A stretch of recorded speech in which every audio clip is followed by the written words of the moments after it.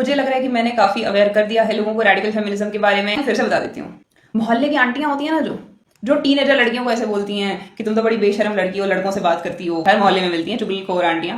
इन लड़कियों को तो आजादी इसी चीज की चाहिए कि इनको क्रॉप टॉप पहनने हैं। आंटी भी वही सब करना चाहती थी अपनी एज में जो आज की लड़कियां कर रही हैं। वो नहीं कर पाई, उनके टाइम पे बहुत पाबंदियां होती थी, तो अब वो जेलस हैं। रेडिकल फेमिनिस्ट जो है ना, they are just like those aunties. आंटियां तो सीधा सीधा बोल देती हैं। रेडिकल फेमिनिस्ट और मिसैंड्रिस्ट क्या करते हैं कि वो थोड़ा टेढ़ा रूट लेते हैं, क्योंकि सीधा सीधा बोलने में आजकल कोई लड़की कन्विंस नहीं होगी ना। वो पहले तुम्हें दिखाएंगे कि मेन विमेन के अगेंस्ट कितनी वायलेंस कर रहे हैं। पूरी दुनिया की वायलेंस तुम्हें नजर आ जाएगी एक ही बार में। तुम इतना पुल्ड हो जाओगे उनके कंटेंट के अंदर कि भाई ये तो सबको पता लगना चाहिए। ये क्यों नहीं पता है लोगों को? गुस्सा आएगा बहुत ज्यादा, नफरत हो जाएगी सारे मेल्स से, जितनी अभी तुम्हें है उससे भी ज्यादा। और मेल्स तो डिजर्व करते हैं, क्योंकि पूरी दुनिया भर में काम कर रहे हैं मेल्स इतने घंटे। फिर वो बोलेंगी कि मैन के अगेंस्ट कोई वुमन कोई भी वायलेंस करे तो वो जायज है, और वो जायज ही लगेगी। बोलेंगे मेल फीटिसाइड स्टार्ट कर दो। आता है नेक्स्ट पार्ट, 4B मूवमेंट। कोई लड़की अपनी मर्जी से 4B मूवमेंट का पार्ट बन रही है, आई रियली अप्रिशिएट यू। तुमने बहुत एम्पावर्ड चॉइस करी है।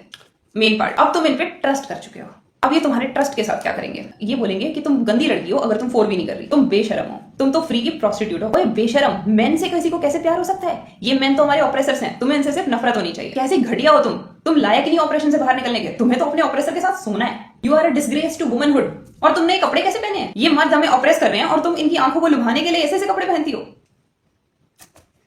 वहीं पे वापस आके जहां से शुरू किया था। तुम रहने दो भाई लिबरल फेमिनिस्ट, तुम्हारे लिए तो फेमिनिज्म का मतलब ये है कि जगह जगह मुंह मारना, नंगे घूमना। बेटा ये गंदी घटिया गटर छाप बातें हैं। गटर छाप बातें कर तो बहुत सारे लोग रहे हैं सोसाइटी में, मिसोजिनी भरी पड़ी है। लेकिन जब ये गंदी गटर छाप बातें फेमिनिज्म का लिबादा ओढ़ के होती है ना, तो ये बहुत डेंजरस होती है। एक इंसान 100 बातें बोलता है, 100 गलती बोलता है, तो ऑब्वियसली आप उसकी बात को बहुत इजीली डिसमिस कर दोगे। लेकिन एक इंसान जो 90 बातें ठीक बोल रहा है, उस इंसान की वो चंद बातें वो डीपली अफेक्ट करेंगी बहुत ज्यादा। बहुत लंबा सफर तय किया औरतों ने आज यहाँ तक आने का। मैं यहाँ पे बैठ के वीडियो बना रही हूँ, तो मैं ये नहीं सोच रही कि कोई मेरी नेक को सेक्सुअलाइज कर रहा होगा। मैं ये नहीं सोच रही कि मैं तो लड़की हूँ, मुझे शर्म आनी चाहिए अपना चेहरा दिखाने में, वीडियो बनाने में। कितनी बेशर्मी की बात है। इसको वापस पीछे लेके चल पड़े हैं। और इनका भी वही आंटियों वाला रीजन है, जेलसी। एक औरत मुझे ला के दिखा दो जो इस बात को एक्सेप्ट करे कि उसको जेलसी होती है दूसरी लड़कियों से जब उन्हें ज्यादा मेल अटेंशन मिलता है। कोई लड़की अपने मुंह से ऐसी बात एक्सेप्ट करेगी ही नहीं। जबकि ये जेलसी होना तो बहुत नेचुरल फीलिंग है भाई। और तुम बुरे इंसान नहीं बन जाते अगर तुम्हें जेलस फील हो रहा है तो। हाँ, तुम बुरे इंसान तब बनते हो जब तुम उस इंसान को पुल डाउन करने की कोशिश करते हो, उसके साथ कुछ गलत करने की कोशिश करते हो। तब जेलसी तो नेचुरल है। अगर ये मान लिया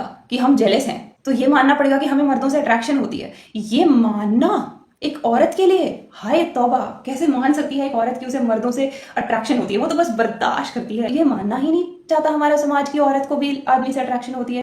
बच्चियों का भी मन करता है अपने क्लास के लड़कों से बात करने का, और वो शेमलेस गर्ल्स नहीं बन जाती अगर वो लड़कों से बात कर रही है। वो बच्चियां हैं, टीनेजर हैं, उनकी उम्र है इस चीज की।